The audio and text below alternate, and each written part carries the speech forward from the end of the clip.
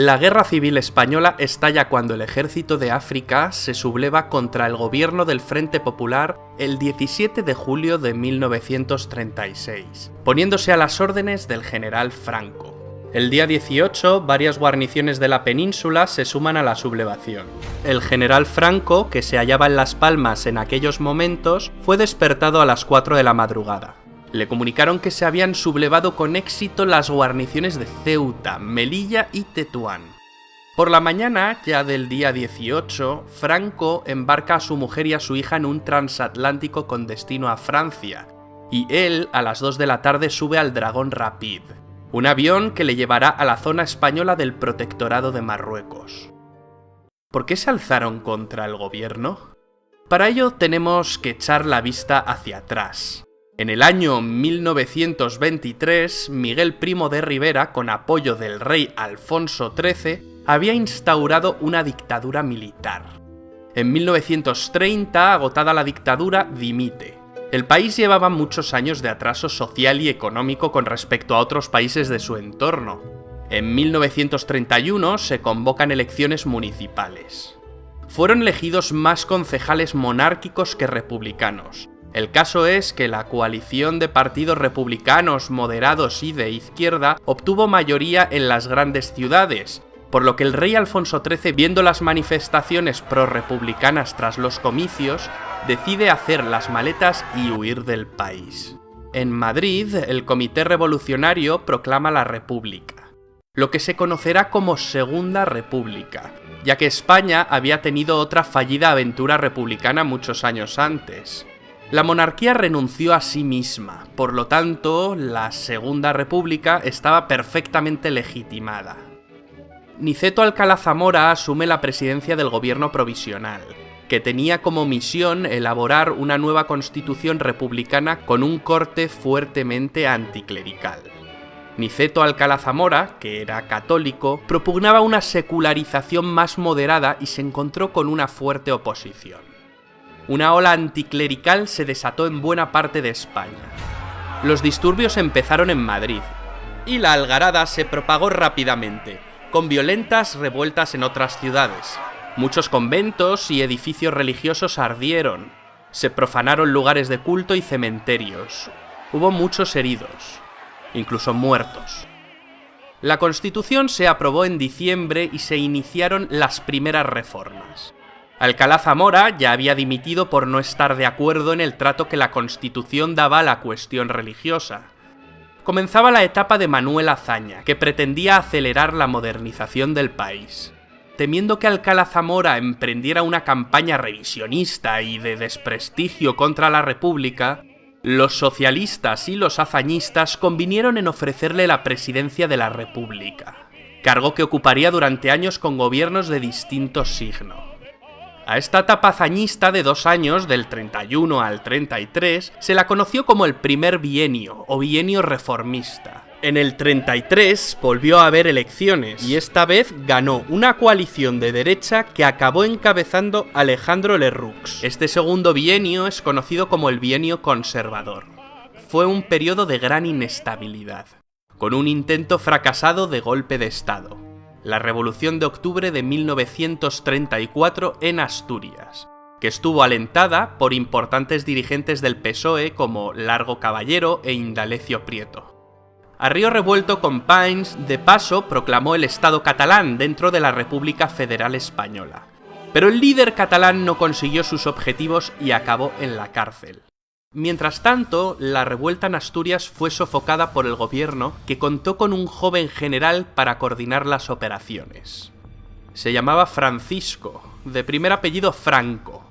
La insurrección de Asturias reafirmó en la derecha y especialmente en los monárquicos la convicción de que si el Estado había conseguido sofocar la revuelta, no había sido por la eficacia de las instituciones republicanas, sino por la determinación de las Fuerzas Armadas de actuar rápida y contundentemente.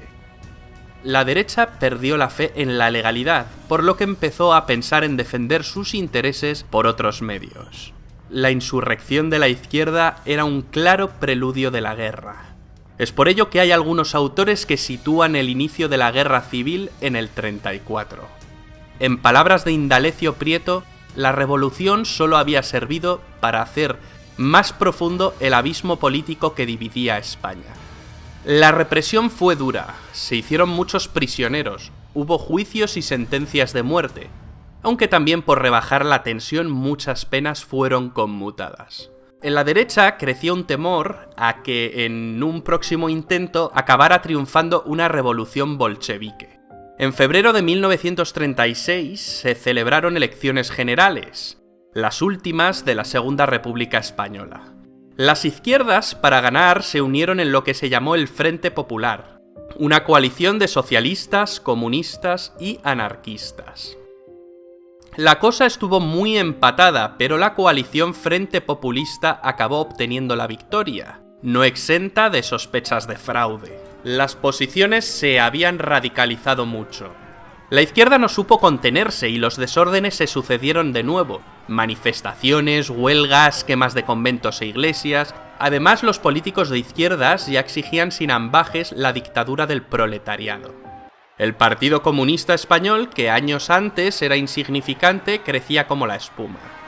Por otro lado, el hijo de Miguel Primo de Rivera, José Antonio, había creado un movimiento de inspiración fascista, la Falange. El fascismo triunfaba en Italia y en Alemania, y caló en España. La Falange, fusionada con las juntas de ofensiva nacional sindicalista, no habían tenido un buen resultado en los comicios del 36, y se había quedado sin representación. Sin embargo, ahora los jóvenes de derecha se empezaban a alistar en sus filas, y el partido crecía y crecía. El caos se apoderó de España, reyertas callejeras entre comunistas y falangistas.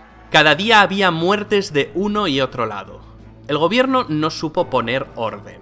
El moderado presidente de la República, Niceto Alcalá Zamora, fue destituido, y Manuel Azaña acabaría ocupando el cargo. Casares Quiroga aceptaría la presidencia del gobierno. El PSOE estaba cada vez más dividido.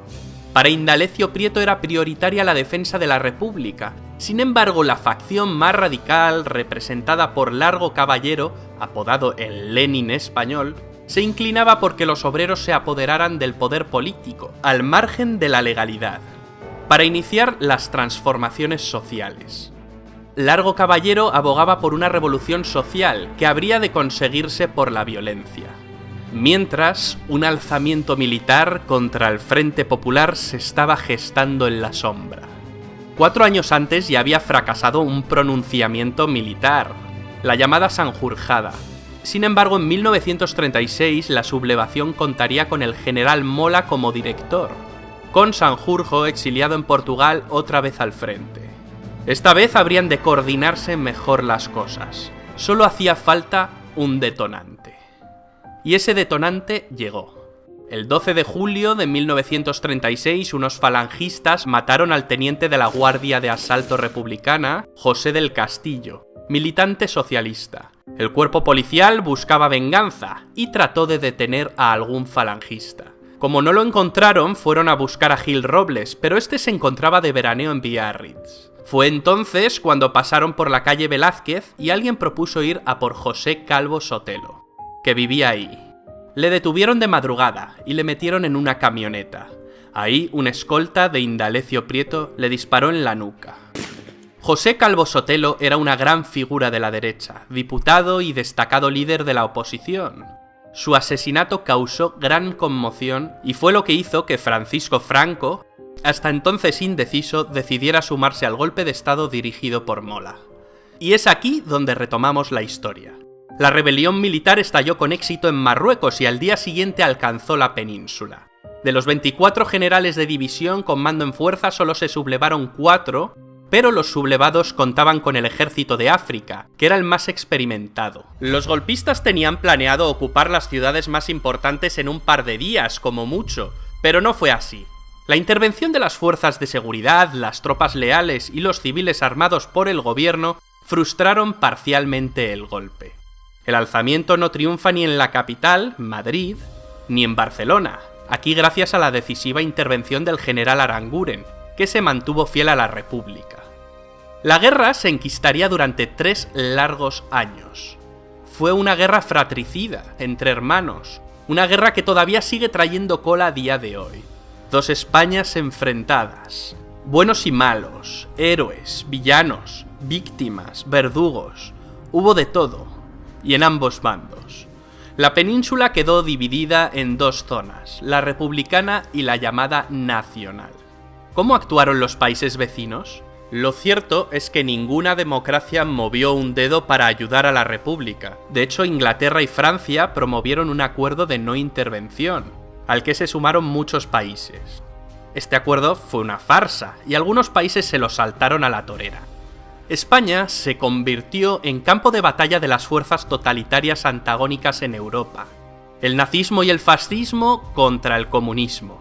También se convirtió en laboratorio de experimentación de nuevas armas y métodos de guerra. Las potencias nazi y fascistas suministraron tanques y aviones a los sublevados, además de una fuerza de infantería voluntaria italiana, mientras que los ingleses y americanos les facilitaron el combustible. La Unión Soviética apoyó con firmeza a los republicanos, con entrega de material bélico y víveres a cambio del oro del Banco de España, el famoso oro de Moscú, con el que Stalin se cobró la ayuda. Para luchar contra el ejército sublevado, el gobierno republicano presidido desde el 19 de julio por Giral, pues Casares Quiroga había dimitido, armó en los compases iniciales de la guerra a los civiles, lo que daría lugar a las famosas milicias. Valientes milicianos, indisciplinados, iban a convertir la famosa lucha de clases en una guerra de clases. Los milicianos desatan el terror en la retaguardia, fijando su ira especialmente en la Iglesia Católica y dando muerte a más de 8.000 religiosos. La guerra cobró para los nacionales un cariz de cruzada contra los enemigos de la religión. Terminó utilizado por los obispos españoles, lo que supuso el espaldarazo de la Iglesia al bando de Franco. Pero las tropelías también se dieron en la retaguardia nacional. Las órdenes del general Mola eran claras: usar tanta violencia como sea menester. De pronto los que antes habían sido adversarios políticos se convierten en enemigos de la noche a la mañana. Es curioso porque en esta guerra el número de muertes en la retaguardia es semejante a las producidas en el frente. Muchas de estas muertes no eran más que venganzas personales. Tras la decisiva operación de cruce del Estrecho por las tropas del Ejército de África, y habiendo ya controlado gran parte de Andalucía y Extremadura, los generales del bando nacional vieron la necesidad de tener un mando único. A finales de septiembre del 36, una reunión de altos mandos de la facción sublevada decide nombrar a Franco como generalísimo de todos los ejércitos y jefe del nuevo estado erigido en la zona sublevada. Franco se resistió hasta el último momento a ser el elegido. Mientras, en Madrid, el gobierno de Giral se había derrumbado, y el socialista radical Largo Caballero fue designado presidente del gobierno republicano. La escasa afluencia de voluntarios para empuñar las armas, unos 100.000 en cada zona, obliga a ambos bandos a abrir las cajas de recluta. En agosto los nacionales, y en septiembre los republicanos. A partir de entonces se enfrentarán dos ejércitos engrosados por soldados de quintas, muchos de ellos totalmente ajenos a la lucha ideológica, que se dirime a tiros. Los combatientes luchan en el bando que ha triunfado en su pueblo, ciudad o provincia. La lealtad geográfica será la realmente mayoritaria. El gran objetivo de los sublevados es tomar la capital. La gran ofensiva de Madrid es planificada como un movimiento convergente de las tropas de Mola por el norte y las de Franco por el sur. Si cae Madrid, los nacionales tienen ganada la guerra. Pero los defensores de la República no se lo ponen fácil. Se inicia la batalla de Madrid. Los republicanos, además del material bélico soviético, cuentan con unas unidades militares compuestas por voluntarios extranjeros de más de 50 países, las llamadas Brigadas Internacionales. El gobierno republicano presidido por Largo Caballero tomó la precaución de abandonar Madrid e instalarse en Valencia. La primera fase termina en febrero y marzo de 1937, con las batallas de Jarama y de Guadalajara. En esta última son derrotados humillantemente los voluntarios italianos enviados por Mussolini, en la que es difundida propagandísticamente como la primera derrota del fascismo en el campo de batalla. Los años 37 y 38 constituyen el largo tramo central de la guerra, que partiendo de un equilibrio de fuerzas se va a ir resolviendo en favor de los sublevados. A principios de 1937 los nacionales avanzan y conquistan Málaga. El norte, Vizcaya, Santander, Asturias... Era de gran interés estratégico al ser una región industrial. Franco, habiendo renunciado a la toma de Madrid, inicia la ofensiva del norte y acabará ocupando la cornisa cantábrica. Mundialmente conocido será el episodio en el que los bombarderos alemanes de la Alemania nazi, la conocida como la Legión Cóndor, atacaron la ciudad de Guernica. Pablo Picasso dedicó a Guernica un cuadro que se expuso en París, tratando de mostrar los horrores de la guerra e intentar atraer la simpatía del público hacia la causa republicana. En mayo de 1937, después de graves enfrentamientos armados en Barcelona entre anarquistas y comunistas, Largo Caballero dimite como jefe del gobierno. Las diferencias en el bando republicano se dirimen entre quienes quieren anteponer la revolución a la guerra, como son los anarquistas, y quienes buscan el triunfo militar por encima de todo, como los comunistas. El presidente de la República, Manuel Azaña, nombra a Juan Negrín presidente de gobierno.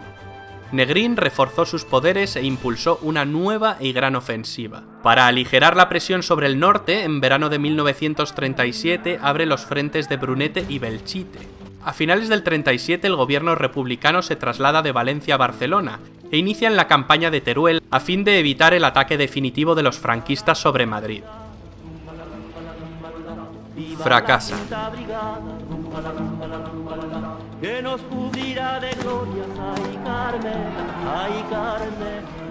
Tras la pérdida de Teruel por las tropas republicanas en febrero de 1938, los ejércitos de Franco lanzaron una ofensiva en Aragón que arrasó las defensas republicanas. Los nacionales penetran en Cataluña y toman Lérida, donde encuentran una fuerte resistencia republicana. En abril llegaron a las playas de Vinaroz, separando el territorio republicano que quedaba dividido en dos áreas principales, la de Cataluña y la de Madrid. La tercera fase de la guerra culmina con la descomposición política de la República, por sus propias divisiones internas. Los republicanos, tras un gran éxito inicial, son vencidos en la batalla del Ebro, una de las más sangrientas de toda la guerra, una batalla que preparaba el camino para la caída de Cataluña. El gobierno de Negrín intentó resistir todo lo posible, a fin de vincular la guerra española a una más que probable guerra mundial. Con la presión que ejercía la aviación nacional y caída Tarragona, la resistencia republicana se hunde. El general Yagüe entra en Barcelona, entonces sede del gobierno, en enero de 1939 y sin apenas resistencia. Miles de republicanos, militares y civiles se exilian en Francia, entre ellos el poeta Antonio Machado, que viejo y enfermo fallecerá en Collioure el 22 de febrero. El 27 de febrero, el gobierno de Franco es reconocido por Francia e Inglaterra, lo que provoca la dimisión de Manuel Azaña como presidente de la República. El 28 de marzo fue ocupada Madrid. El 1 de abril de 1939, Franco firma el último parte de guerra. La terrible Guerra Civil Española había finalizado, dando paso a la larga dictadura de Francisco Franco, que duraría hasta el año 1975.